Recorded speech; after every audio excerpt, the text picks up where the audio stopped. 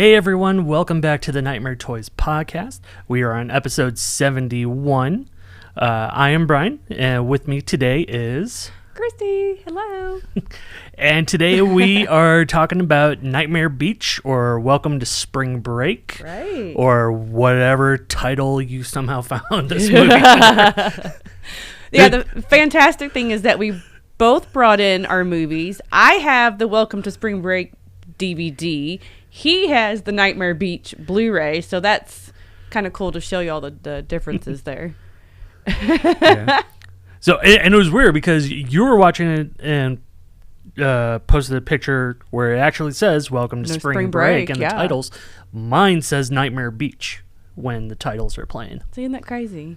So I don't know if that was Kino Lorber's idea or if that was before them. Yeah, I don't know. Because I think it's under like 5 different names or something like that from what I saw. Yeah, I like Nightmare Beach, though. I would say Nightmare Beach is a good name for it. It's a good name for it, I guess. Not really on the beach very much, though, I guess. No, it's kind of... It's like... Not like downtown, but like just off the beach for the most part. Well, it's in Fort Lauderdale. They're filmed in Fort Lauderdale and Miami and all that down there when it is spring break.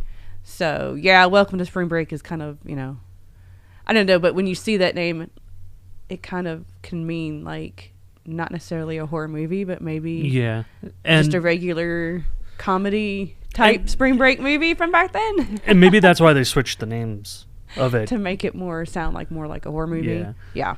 Because we were talking about this before we went on the air watching it. It kind of feels like 2 different movies. Like they didn't know like what they wanted, which may have been producers. Yeah. Cause I mean, part of it is like that college cheeky, horrible dialogue comedy movies. Where guys are just trying to get laid, and then right. The other part is people getting fried, right? So the horror aspect, aspects of it. So it's kind of like, well, what were you trying to make here? Yeah, you get the best of both worlds, I guess. Yeah, and then I mean, you got the biker gang in there. Yeah. So that's kind of like not action, but I guess There's almost a like little action. A little action. It kind of felt like the other biker movies out there, like Escape from the Bronx and. Yeah, there's a lot going on. There's a lot going on in this movie. So it came out about 89, 90, depending on what country you were in. Yeah. Tell them the synopsis of the film. So it starts out with the leader of a biker gang called Demons, which I loved because they actually had like the Demons logo on their backs for patches. From the movie Demons, yes, which I loved. Yes, they did. And he is put to death by electrocution for a murder that they said he did, but he's claiming he's innocent. And then it kind of sets out to be like a revenge story almost. Right. Kind of, yeah. Kind of. And then just eventually I don't really want to say they're co-eds because not everyone was a co-ed. But people start being... electrocuted or something with the motorcycle and being strangled by what I don't even know what he was using. Was it like it was some type of wire? Yeah, like cable wire. And that was like the only kill really that wasn't an electrocution or burn type kill. Yeah, that was the only strangulation kill in the whole movie. Everybody else was electrocuted. Everyone else, yeah, he like had this mechanism on the motorcycle to where they like put their hand on like a pedal of some kind and he like hits a button to electrocute them. Yeah, it was literally an electric chair on the back of a motorcycle. Yeah. So basically throughout the movie it's like a killer motorcycle guy and they all think that it's Diablo, the one that gets executed at the beginning of the movie, the leader of the gang, and that's what everybody's saying throughout the movie and all that. They think it's Diablo coming back from the grave. But don't want to say anything. There is a small twist, but is it Diablo? I don't want to say anything. I think for people who haven't watched it. At this point, I mean, it's 89. I mean, yeah, but I don't. This is very underrated, and not a lot of people talk about it, which is why I chose the movie. Plus, spring break is happening and stuff, so I just thought it'd be fun to watch it. So I don't want to spoil the ending. Yeah. So, you have the great John Saxon in there, who's again a cop.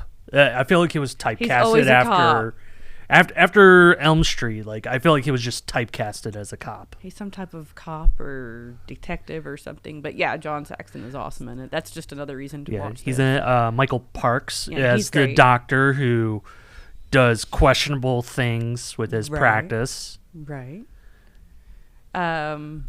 You have a priest in there. You've got a cop, a doctor, and a priest. They all walk into and then a motorcycle gang. And then horny teenagers everywhere. And I mean, it's just it's literally everywhere. Yeah, I mean it's a quintessential 80s movie, really. It did feel very 80s. Well, I mean, it was filmed in the 80s. So yeah. And it was very spring break. I mean, if you want, I mean, this is like the horror spring break movie, really. I would say they go to like the wet t-shirt contest thing, which was great because Paul Gleason is somehow just there. I know. As like the judge or announcer for it. Yeah, weird. Like, I'm wondering if he was like filming something else and they just randomly just quickly filmed him without him knowing. But yeah, you get the wet t-shirt contest, you get the bathing suits, you get everything about spring break in this movie, plus electrocutions. You get, the jocks there on spring break. One of them, the friend, reminded me of AC Slater from Saved by the Bell. Yes, I'm so glad you said which is weird because I have a feeling this came out before Saved by the Bell did. Because Saved by the Bell, it was 89 when Slater came on there. Okay, that's but I think this may have come out before the episode started airing. But yeah, he's very Slater. Very Slater. Yeah, very arrogant and just thinking about sex the whole time. Yeah, and then even what he's wearing, like that's what Slater would. Yeah, that's what Slater would wear, like the cut off, cropped up. Yeah. And they played football in this movie. The two main characters, if you notice, that they played football. Yeah, they played for Florida. Yeah, and supposedly the main character fumbled a game or something. Yeah, so they talk about all this in there too. They talk about Florida football and college football. Yeah, he said how he cost them the Orange Bowl. Yeah, and cost them the Orange Bowl. So quarterback and his wide receiver going on vacation together. See, I thought maybe someone was just mad at him for that, but but we get something else. Yeah, we get something completely different. The ending. Yeah.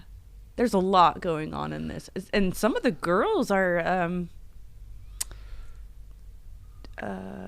what do I want to say? Getting paid for sexual favors? She was a prostitute. Well, there's two of them. It was the blonde, curly-haired girl. That's what she's doing, obviously. And then the other girl, the priest's daughter. That's what she's doing, too. Yeah, which, when she was hitting father-daughter relationship there. Yeah. Like, that's a whole other part of the movie. Yeah, which if you watch the movie, you'll follow the clues and figure it out. Yeah, exactly. But again, I think it's, I don't know, I think this is a really cool quintessential 80s movie because of everything that we're talking about. And then, I mean, it's a killer motorcycle. How freaking cool is that? Yeah. I mean, it's really awesome the way it's set up and all that, and having the electric chair on the back of the motorcycle, and I mean, everybody just gets fried in this movie except for the one guy with the strangulation. Yeah, and he's the Peeping Tom. The Peeping Tom manager, right? Right. Which at that part, I'm like, why does he just all of a sudden appear? And then I'm like thinking back on the movie, like, okay, yeah. Yeah, so that was interesting. But I liked the, the moment where the blonde curly-haired girl, when he had captured her and then opened the furnace and then the fire came out of her and how she was just fried, and then the look of her fried body and the melting, that special effects was really, really good on that one. Yeah, I would say how they kind of like cut back and forth between the person and the dummy or the mannequins, whatever they used, because they're not going to set their actors on fire, right? Even though I'm sure some directors wish they could. Yeah. But it was, for the most part, it was pretty seamless. I mean, obviously when they zoom, you have the close up, you could tell it's not really them, but all movies are like that. Yeah, I guess that's where the Italian horror part of it comes in, because it's Italian horror too. It's like Italian and American horror. Yeah, is what this is. How do you say his name? I cannot pronounce his name. Umberto. Hold on. Lenzi? Yes, Umberto Lenzi was one of the writers, so it is kind of Italian. And then you were saying earlier that you felt like it was kind of, just a regular 80s comedy spring break college movie. Yeah, because I mean, which it kind of is, I guess. Because there are like when you see the title and everything, you're like, okay, so it's gonna be some sort of slasher film, and then it kind of like drags in areas to where like nothing is going on except them just talking at a bar or at the beach, just being college students. Yeah. Well. So I think I would have preferred like more killing, I guess, from it. Would you have preferred different killings than everybody just getting electrocuted? Even though, I mean, the electrocution meant something because the guy was electrocuted at the beginning. That part didn't bother me. I mean, it fit the character for who, it was supposed to be. And they all got fried in different ways. Yeah, so I mean, except for the hotel manager. Right. So yeah, no, that part didn't bother me. It very small remnants of Shocker almost. Okay. Yeah. Like that's kind of like what I got from it because he gets electrocuted and comes back for revenge and everything. Right. Yeah, a little bit. Yeah. So a little bit. It's just he's a biker. Yeah. Yeah. From the demons. I'm not sure what else to say about this. That's really. Pretty self-explanatory movie. I was like, is it streaming on anything? I couldn't find it on anything. I'm so sorry about that. I couldn't find it streaming on nothing. I mean, I was able to get the Blu-ray on Amazon for $15. Right, you bought the Blu-ray, yeah. So, I mean, it's not like it's expensive. I'm sure you can find it on YouTube. I'm sure. Well, who knows? It might actually be streaming on a channel that we just don't know. I know I did look on Tubi, it wasn't on there, and I looked on Amazon, and it wasn't on there. I did look those places, but I didn't look any other places. But it doesn't say anything on IMDb either. It just says search on Amazon and search for the Blu-ray and DVD to purchase. So, yeah, not sure where else you can find it, but anything with John Saxon though, I'm in. Mm-hmm. I'm totally in. So, and it would make a great double bill with Mutilator. Yeah. Actually, it would. That would be really cool. Or Night School would be a good one. A great tagline in this. At the very beginning, he says, "What does he say? Welcome to spring break, where it's the migration of the idiots, or something like that." He says at the very beginning. The cop does, or not John does, but the doctor does. One of them do. And I was just like, oh my God, the migration of the idiots. I wrote that down, but I didn't bring the piece of paper. I forgot the piece of paper. But I started laughing when he said that. I was like, okay, that's a great tagline. So what else you got to say about it? It's not really a whole lot. I mean, give it a chance, You never know with some of these movies. Like, I thought I had seen this at one point, but I think I mistaked it for a different movie because at that time, all of them were pretty much the same if they were a beach movie. Oh. But it's not really a beach movie, though. It is, but it isn't. Yeah. They're not really on the beach. But, yeah. And it's more about a motorcycle gang and motorcycles. It's a beach residence. Yeah. There you go. Yeah. I also like the other girl, the second girl to get fried when her eyeball, because I like my eyeball stuff, and her eyeball kind of pops out as she's getting fried. Yeah, I liked that one too. I thought that was pretty interesting. I thought the special effects and what they had done in this was pretty good. I mean, I feel like there could have been more. Yeah. They could have shown more. They didn't show too much stuff. They didn't show too much, but whatever. They tried, I guess, not to be repetitive, but yeah. I mean, but they could have shown, like, each kill, they could have shown a little bit more, had more of the scene. Oh, yeah. You know, but they didn't. Well, they probably had a trim. Right, of course. Or MPAA. Well, I give this movie I give it an 8 out of 10. I really love this movie. For me, it's just so 80s, and I like everything in the movie. It's like it's a little sprinkle of everything in here. So for me, I love it. I would like to add too. So we're having Ronnie Angel. He's a book author of Slash Dreams, Part 1 and Part 2, and we're having him on April 22nd here to sell his books and come sign them. And I had learned about this movie from his book Slash Dreams. Otherwise, I didn't know anything about it before I'd bought the book and was reading about the book. I mean, there's tons of movies in there that I had never heard of before, and then I ended up either buying and watching because of that book. So there you go. Okay. Yeah, I mean, I had heard about it just because of Umberto, like going through his catalog and everything. It's just, I don't know. I think had I watched it earlier, maybe I would have liked it more. But when you see so much, it starts to blend together. Okay. I mean, I guess that goes for all slasher movies too. Like, well, I like my slasher movies, but did we call this a slasher though? Because I don't know. I know it's kind of hard to even what you call it, because like it's a guy with a motorcycle and everybody just gets executed. Yeah, like it is horror, but I wouldn't call it a slasher. Yeah. But it is in the Slash Dreams book, so I don't know. I don't know. It's borderline. It's a borderline type movie, I guess. Just depends on how you look at it. Yeah, so I don't know. I would probably give it a 7. 7? Yeah. Oh, I wasn't even expecting you to give it a 7. I thought you go lower than that. So no, cool. I mean, it is fun at times. Like we said, the effects are really fun, and some of the girls are really good looking, so that helps. And then it's John Saxon. You can't say no to John Saxon. Right. Well, I mean, if you love 80s horror and you haven't watched this movie, I highly suggest it. I mean, you've got to get this movie in. That's just my opinion. All right. Well, I don't know where you can watch that or stream it. I'm sorry, we picked a movie that wasn't streaming. I just wanted to pick it because it's spring break time, and there you go. And I know a lot of people hadn't watched it before or talk about it. Yeah. So. And here, I thought you were going to go with the April Fool's Day movie. No, because we did that last year for April Fool's Day, so I didn't want to do all that.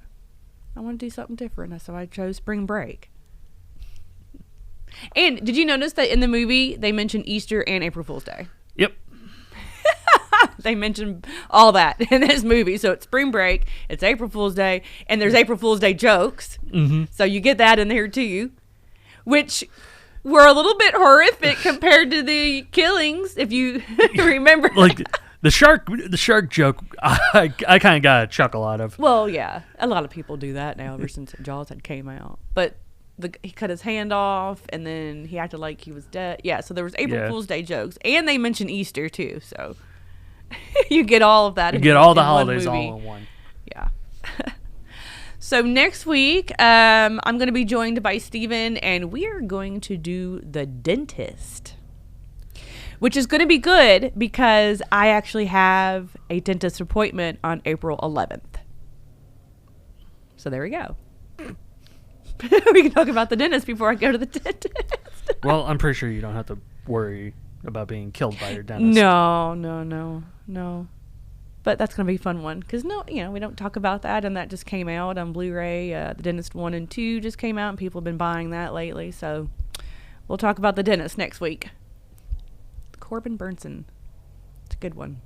It is a good one. All right, well, let's talk about some products. Yeah, so a lot of people ordered the Halloween 3 bag to where we're now just out of them. Okay. So I have to get more. But we do have these purses, which the bride one has been selling very fast as well. But not a lot of love for Frankenstein. Aw. And these came from Trick or Treat Studios. Yeah, these are Trick or Treat Studios. They are $70 each. The Frankenstein one I like because it has like a little slit in the back. Look at the back. You could put your phone in. Warning or anything. How cute is that? Is there anything on the back? There's nothing on the back of the bride one, but the bride one glows in the dark. Ah, well there you go. So, can you open one up and show everybody the inside? Because the insides of these bags are really nice too. The H3 one had a pocket on the back too, like the Frankenstein one does. Yeah. So the bride one, I don't know if you'll be able to see it. It has little lightning bolts. Oh yeah, that's cute. So, and then I think the Frankenstein one has the same thing. Let's see. Yeah, we're slowly getting in a lot of the new stuff from Trick or Treat Studios. And we've been doing all the pre-orders too, so. Frankenstein has nothing. No? Nothing. Boo. But it, like I said, it does have that cell phone slit in the back. There you go. So, yeah, I know eventually we're going to get wallets for Frankenstein. Yeah, there's wallets too. The wallets for that and the wallets for the Halloween 3, whenever those come in. Right. What else did we get in? All the art figures, those are all out. Those are all out. And we're going to be bringing some to Texas Frightmare, so we'll have some for that. What else came in? There's been so much that's been coming in lately from Trick or Treat now. We had a whole bunch of pre-orders for a lot of stuff. There was a lot of pre-orders for stuff. The Halloween 3 bag. We had the gift wrap paper. Oh, okay. Coming from all that stuff. The Professor and Dr. Satan figures, all those went out. The display case, which I do have to say, because we get a lot of calls asking about it. The case is just a case. It doesn't contain all the figures. You have to buy the figures separately. Right. So people are confused, thinking all the figures are in the case. Oh, no. No. So, you have to buy everything. Yeah, you got to buy everything. And then you have to buy 2 of each figure, too, so you can build Tiny as well. So, don't you love how they do all so that? you have to buy... So, like, Captain Spaulding came by himself. Right. But then you have to buy the other 4 figures, so Baby Otis, Professor, and Dr. Satan, to get the rest of Tiny to be built. Right. The only thing that is in the case is Tiny's head and torso. Yeah, just the torso. That's the only thing that's in there. Yes. And that's it. So I'm waiting on more of the Otis and Baby to come in so I could get those orders out. It's kind of hard because things are slowly now coming in. Oh, yeah. So, like, we thought we were catching up, and then, things hit. Right. So, but once I get those in, all the orders will be done. So. All right. And we're done for NECA pre-orders. Anything that's NECA is all done and over with. Yes. So all the Invisible Mans went out. All the Chucky dolls went out, which I haven't heard any issues. Thank God. The Jack Skellington head knockers, which I should have grabbed that. That's really cool. Yeah. That's to where cool. He's just like kind of on the tombstone. Yeah. I'm like, oh, this is really cool. So all that's done. So all that is out, and then no more pre-orders for NECA. Ever. On anything. Too much of a headache. And I think we still have just a couple items out from Mezco that we're just waiting for Mezco. They haven't released it yet. Yeah, so the H2 figure. The H2 figure was pushed back again. So now they're saying May or June. Leatherface figure said April to June, and the Tower of Fear, it still said March. So I have but they're not in stock, so I don't know what's going on. Okay. And then that was it for that, right? That was it for that, and then we do have some stuff left from Trick or Treat Studios, but all that was late summer beginning of fall. Yeah, some of that's not going to be until a little later this year, Yeah. but I'm not worried about their stuff too much. But yeah, and that's it, and we're done with that. I am so excited. I couldn't wait. I've been waiting over a year for this day to come to be done with NECA pre-orders. Yes. Just saying, I'm sorry. And a lot of people have asked about the Chucky's and Tiffany's from them. No, not happening. No, we're not buying anymore. I'm not buying them. No, we're just sticking with Trick or Treat Studios. Not dealing with those dolls. And then we got in posters. Yes, we got in movie posters finally. Yay, we have movie posters. All of them are, well, most of them are 24 by 36 theatrical. Looks like this is a posters. creature one. Yeah, so we had Creature from the Black Lagoon. We had Halloween, Nightmare on Elm Street, Friday the 13th, Hellraiser. We have a whole bunch of them that are on the website now. Okay. So and when being shipped, they'll actually be rolled up like this. Yeah, just like this. We're leaving it like this, and then we've got poster tubes that we are putting them in to ship them out, just so you know. So some of them are 22 by 34 for some reason. I don't know why, but they still fit in the 24 by 36 frames. Right. So. Well, that's really cool because we'll have these online and in store. Mm-hmm. Yeah. I don't think we have any up in store at the moment because we're trying to get some frames so we can hang them up so we can have examples. But we have posters now. So doing that. So that's pretty cool. How much are the posters? They're $20. So $19.99. Yeah, $19.99. Same price as any other poster you get. That's really cool that we have that. So, and then there was like some mashup posters that we had, like the poker playing ones. Mm-hmm. So like there's like the slashers playing poker. There's monsters playing poker. Gotcha. There's like a cartoon lineup of like the slashers that looks really cool. Oh, cute. So it's all online. Just put in poster, I'm sure, and they should all pop up, right? Then they're all in the new Rivals section as well. Okay. So well, there you go. That's really about all that we've had come in. We haven't had anything else new come in because whatever else we had new, we had pre-orders for, and we already got those sent out. Yeah, we got those out. We don't have the item anymore. We have more mask paint come in, so we are stocked back up on that, where it be the neon colors or just the regular paints. And we've been stocking up on shirts like crazy, but those are just in store though. We don't have a lot of the shirts online. Those we can only do in store. Yeah. But they're selling fast. So like if you're traveling in, just stop and if you need some new horror shirts, just come on over to Nightmare Toys if you're here in Las Vegas, and we have plenty of them. Our own Nightmare Toys shirts are on the website, like that, our line of shirts. Yeah, those. We had gotten in a whole other line of T-shirts though that we're just kind of saving for in-store customers. So the cafe shirts are on the website. Yeah, we had just got a new stock. Yeah, we just got to order in for those. So all those are on the website, and then same with the Fear and Loathing, the monster selfies. Like all those are on the website again. So awesome. Yeah, I love our shirts. So let's see. So tomorrow, as you're watching this, tomorrow we have Brett Wagner here. He is actor, stuntman. He's been in tons of movies and TV shows, including Sons of Anarchy, Tekken. He was the 2003 Kemper Kill Leatherface. He did that part in that movie. The Crazies. And the list just goes on and on.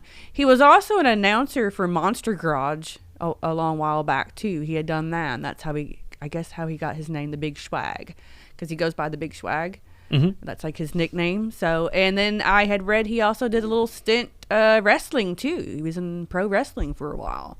Did you know that? I did not. Wrestling fan? I did not know that. Oh. Well, I had seen that too. I read that about that. So he will be here from 12 to 2 at the cafe and 2 to 4 here at the restaurant. So he'll be here for a total of 4 hours. And he'll have merch with him, some 8x10s. Sometimes he has Funko Pops and comic books and all that from TCM. And it'll be a good time. So we're calling it Lunch with Leatherface. Yep. So from 12 to 2 over at the restaurant, 2 to 4 here at the store. So that's going to be fun. Come on out and come see him and meet him and talk to him about his movies and TV shows. I just watched Tekken yesterday, actually. I like Tekken. No, I do not play video games, but I used to. And I loved Mortal Kombat and Tekken. I like the fighting games. And not a lot of people know that there's a Tekken movie. I knew there was a Tekken movie. It's good. It's good. It's debatable. Have you watched it? Yes. It's not debatable. It's good. It's debatable. It goes right along with the game and the characters and everything. They even have Yoshimitsu in there, and I think they did a great job with the way Yoshimitsu looks like. It's not CGI like they would do now. Well, that's probably true, but... And Brett Wagner, he plays a bartender in the bar that everybody goes to in their world, because it's a whole new world in the Tekken world. So I like it. It's on Tubi. Just try it. If you like Mortal Kombat, go watch Tekken. Brian's face right now. Okay, I will say I did like the last Mortal Kombat movie. The newer one? Yeah, the newer one.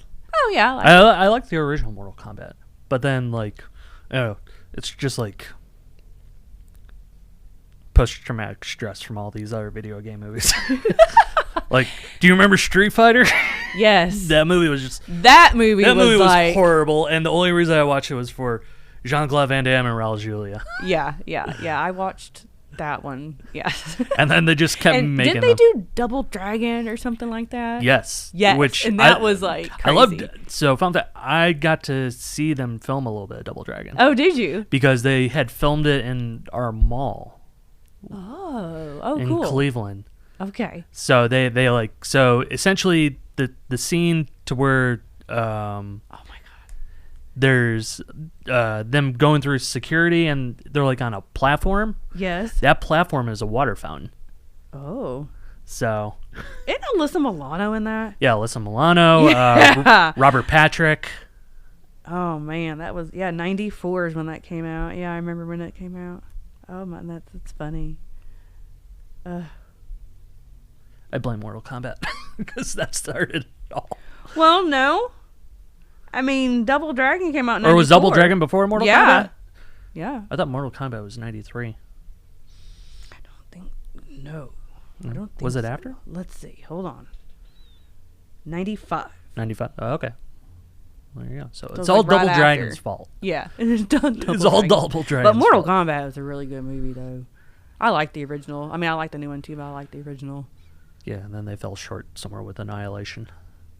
Which Yeah. I know you like it for James Remar. Yeah, it's all right. It's- But I get why people don't like it. And then I was noticing there's a Mortal Kombat Legacy. I have not watched that. Yeah, I so think I need to watch that.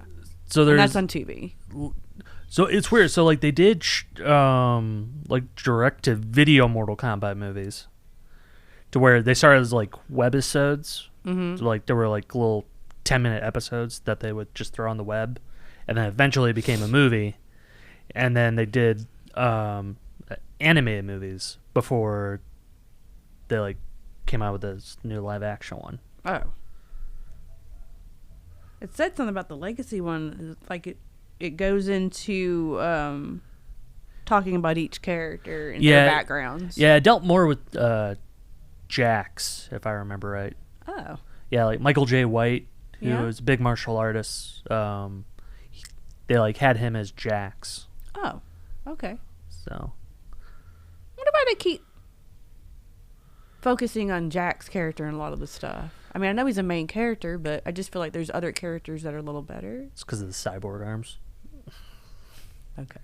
What, is that fun to make? The cyborg arms? I mean, it's just cool. I mean, yeah, he is cool. I'm not trying to say anything bad. It's just I feel like. Well, I mean, this last movie, you really just had Sonya and Jax. That was it. Yeah.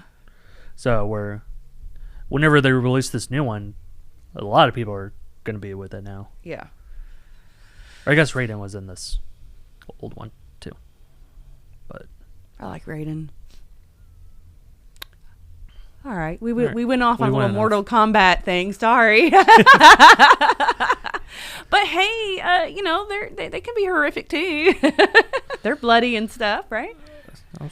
Yeah. I mean, this last Mortal Kombat was kind of horror borderline. Yeah, I think so. Somebody was telling me, so I was talking to somebody on my OF, I think it was, and was saying how there's like, horror directors, writers, whatever, that have gone off to do action stuff, superhero stuff, like Sam Raimi, and do a really good job of it. They can, I think horror directors can give us a better action film than other people that don't do horror movies, kind of a thing. I completely agree.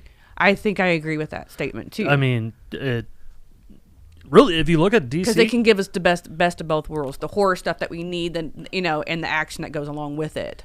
Yeah, like if you look at all the past DC movies we've been getting, they're all horror directors. Well, that's what person was saying. Yeah, so I mean, you had James Wan, who's doing the Aquaman movies. Everyone knows James Wan, right?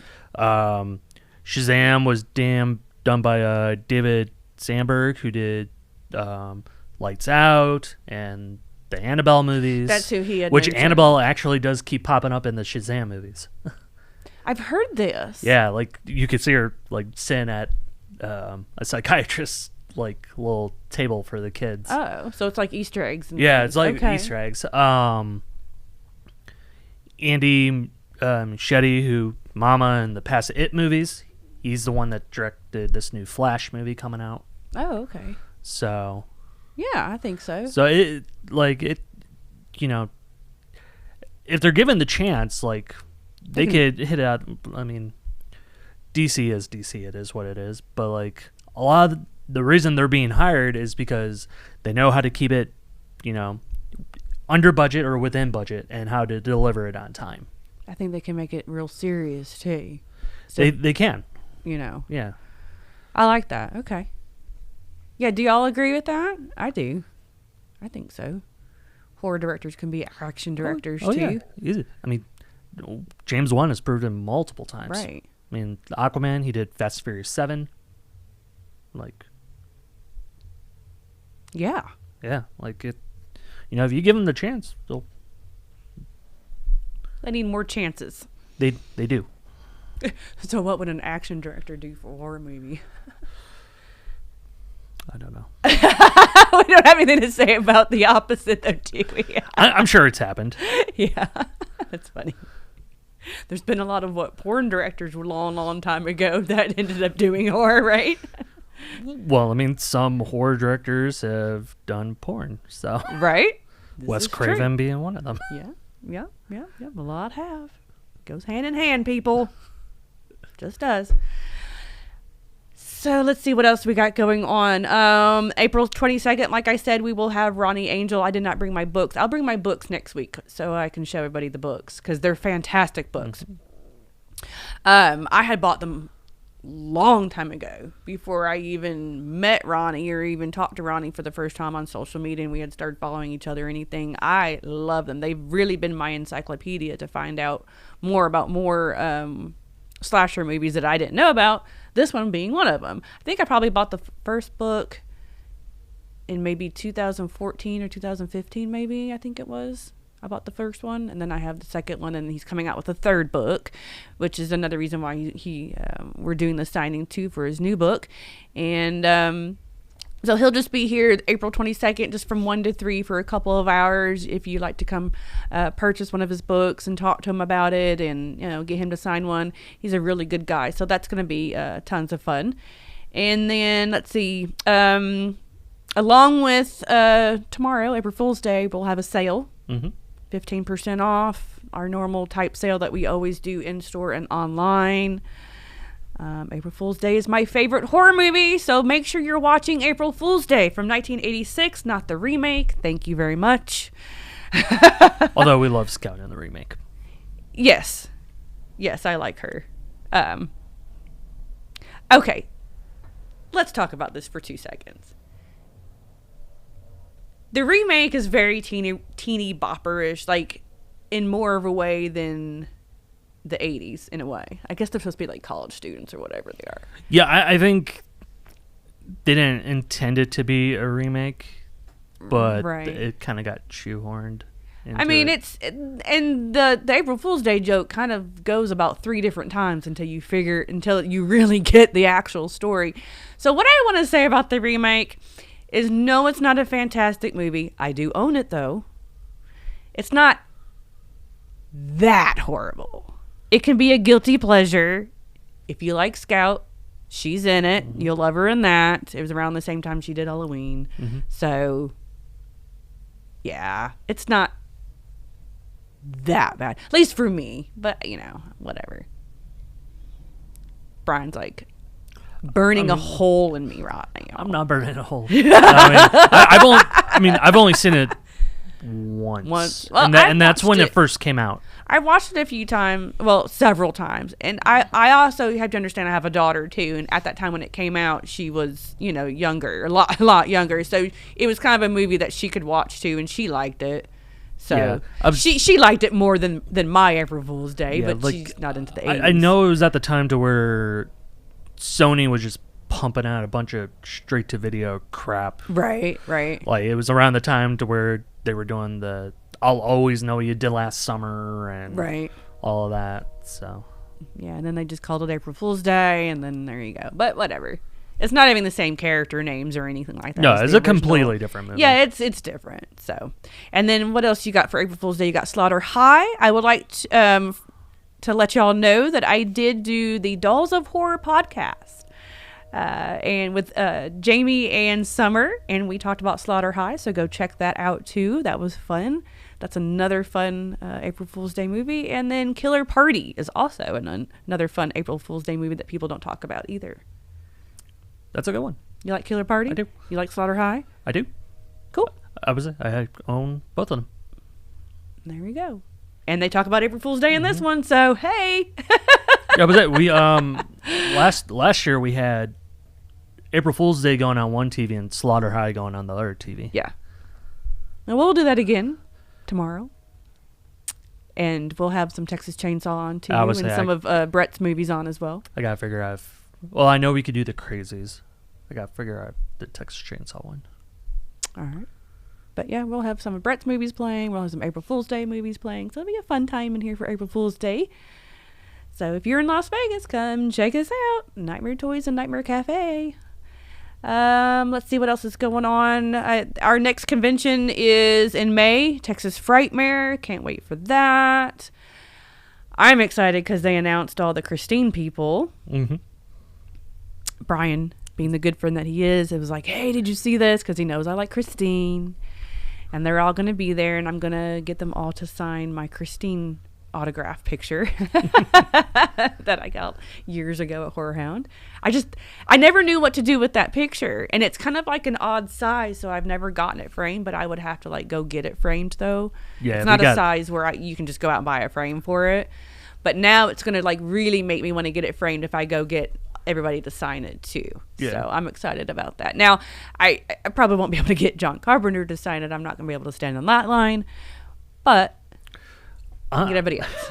I'm afraid to see his line.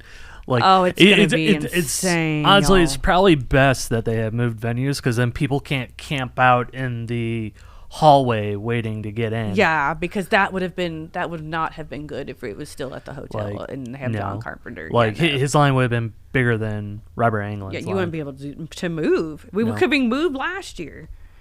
What is his name? Why can I not think of his name? The main actor in Christine. What's his real name? Keith Gordon. Yeah. Yes. I don't know why I couldn't think of his name. Does he do conventions? Mm-hmm. I would love to meet him, because not only do I like him in Christine, I like him in The Legend of Billie Jean as well. Yeah, I've seen him do a lot of East Coast shows. I think he's in New York. Oh, okay. So, I remember him from Christine and Jaws 2. Oh, Jaws 2. Yeah, that's right. Yeah, Jaws 2. And now he's a director. Oh, okay. In his own right. So. Oh, cool. I didn't know that. Yeah, he does a lot of TV work and everything. Well, that'd be cool if they had him too. It would have been cool, yeah. Like, I forgot who had it, and I really kicked myself that I didn't get one. They had an entire cast poster signed by everyone. Oh, nice. And it was $300, but it came authenticated and everything. And it was an 11 by 17, but it was signed by like 8 people. Right. So it was like Adrian Paul, Keith, I forgot the other guy's name. I'm so bad with names. I can't remember everybody's names. But yeah. Yeah, the best friend that broke his leg. Yes, him. And then it had some of the bullies, and then I think John had signed it as well. Hell yeah. Okay, so this is another question for everybody too. Because I know you do this, but I can't do this. Because I just can't. Because I know you will go buy autograph posters, pictures, but without meeting the people when you're buying it. Like, you'll just buy an autograph picture. I know you've done that a few times. Well, they've all been dead, so. Okay. So, like, the last one I got, it was George Romero, and it was good. Right. I never had a chance to meet him. Right. And it was through through Wizard World, who I knew because I've been to their events and everything, so I at least knew it was legit. But then like a lot of the other autographs I would get were just in like mystery boxes. Mystery box talk. Yeah. So, okay. I know there's a lot of people out there that just buy autographs. I cannot do that. That's the point I'm making. A lot of them, if I'm getting it, it's because I know there's no way I'm ever going to meet them in real life. So like, okay, yeah. So I guess like my I Know What You Did Last Summer poster, it was signed by Jennifer Love Hewitt. I'm never going to meet her. I figure for $100, sure, I'll buy it. There you go. But I mean, most of them, I mean, I'll just buy the poster and meet them in real life if I can. Right. Like the screencast and everything. Right. Still missing Nev and Rose, but hopefully Rose with CreepyCon. Yes. I know, right? But so, I mean, that's the only way. Like if I know for a fact I'm never going to meet them, then you'll get it. I'll get the chance. Okay. Or if it's like a mystery box or something, like the Willy Wonka photo I have, the gorgeous 11 by 14 that's signed by all the kids. Like I never would have met them. No, but that is cool. That's very cool, actually. Yeah. Okay, because I'm like weird to where I have to like be meeting the person and watching them autograph the item, and otherwise I can't just go and just buy autographs online. Even though it's crazy because we sell autographs all the time, autograph merch all the time. But I'm not one of those people that can just go buy autograph merch of people. I have to meet the person to get the autograph. I don't know. I'm weird that way. It's my little weird OCD thing. And I understand there's a lot of people out there that just can't afford to go to conventions. And or don't have the access to or whatever it may be, but you need some autograph stuff in your collection. I get that. I'm just saying for me, I'm just weird in that way. Like I have to like be meeting the person and get it personally for me. Which I can understand, and there's also the chance, it could be fake. Like, right. You never know. Right. I mean, if it's authenticated, it helps a little, but. Well, at this point, though, too, with us being in the business, we know who's fake, who's real. Yeah. A lot of the places I go through, they'll send me photos of the person signing it. So at least I know, but okay, it's legit. Yeah. So even the few that I have bought, I'm like, okay, at least I know it's legit. Like they'll send photos of them signing, and they should videos of them greeting. Right. So I know that's what Tim Curry does, because I mean he just can't physically do it as table anymore. Right. Right. So essentially, what you do is you'll give your item to them with your address and everything, and they'll mail you back your poster or whatever it was signed by him. Right. But they will send you an email with tracking and everything of photos and videos of him signing it for you. Okay. So it's actually him. Right. Yeah, 'cause that's what did they do that at Texas Frightmare when he was there before? Yeah, that's what they did. Yeah, so the only thing he did was the audit or the photo ops. Yeah, I did the photo op, but I didn't have. Yeah, I did the photo op, but though. I had this Rocky Horror picture that I had. It was black and white, and it's just of him and I'm like, well, it's kind of a now or never. Yeah, and now he's gonna be at Creep Econ. Yeah, but so from my side, he's only there on Saturday. And it's only photo ops. Oh, it's only photo ops. Okay. Yeah. So. Well, did you get the photo op? Yeah, I did the photo op at Frightmare. Yeah. Okay. Cool. Well, there you go. Well, I can't wait for Frightmare. That's going to be fun. It's going to be interesting to have, to see it being held in a different place and stuff. It should be different. Yeah, I mean, a giant convention center. Yeah, I like conventions being in convention centers. It's so much easier. It is so much easier, like for vendors, trust me, for loading in, and it's just easier for everybody, really. Yeah, like CreepyCon has honestly been the best for the past 2 years. Yeah, like, it's been so easy for us. So easy, so well organized. I love that convention. I love them, and everyone knows what they're doing. Yeah. Right. You don't get 5 million answers. Right. Like, I don't know. Ask that guy. All right. Well, I guess that's really about it for this episode. Do you have anything else you need to add, Brian? You need to tell people? No? Oh, so I had this issue this morning when boxing. So give us your actual address. I'm saying mainly the LA area. Because there's different suburbs of LA, and our system will not send out your package unless we have the actual area. Okay, what do you mean? So, like, we had a package that it had a Los Angeles address, and the system said, yeah, it doesn't work. The address is invalid. I'm like, so what the hell's going on? So I put it in Google, and it says Sherman Oaks. It does not say Los Angeles. Oh. So need someone put in LA instead of Sherman Oaks. And it's not the first time it's happened. A lot of the LA packages, we've had issues to where we need the actual city. Like the different suburbs. Right. So where it's North Hollywood, Sherman Oaks, we physically need that. The Los Angeles, it does not work. Oh, interesting. That's weird. Shipping has gotten so weird over the past couple of years. The whole COVID just changed shipping, and not for the good either. No, I'm telling you, not for the good. Like most of the time, we don't have issues, but then there's times to where our system starts freaking out on us. Right, but I'm just saying shipping overall as a whole, though, not just us, but I'm just saying overall as a whole. I mean, there's shipping problems, the prices, all that's just gone crazy ever since COVID. Yeah, and that's kind of also led into reasons why we just stopped doing certain things, right? Like the free shipping. We physically can't do it. No, just can't do it no more. Yeah, prices are too much, and I just cannot do it anymore. Otherwise, we won't be here anymore. We would have been out of business last year if we kept doing that. It was nice for us to do it when we did do it. When we first started, I know everybody liked it.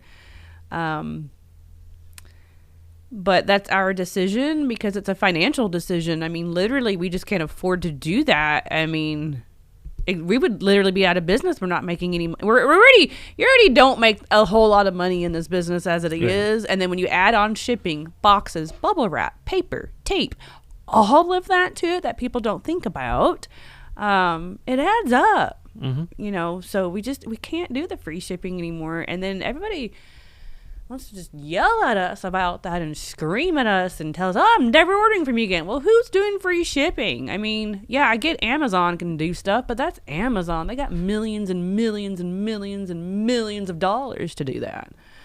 Small businesses don't. Nope.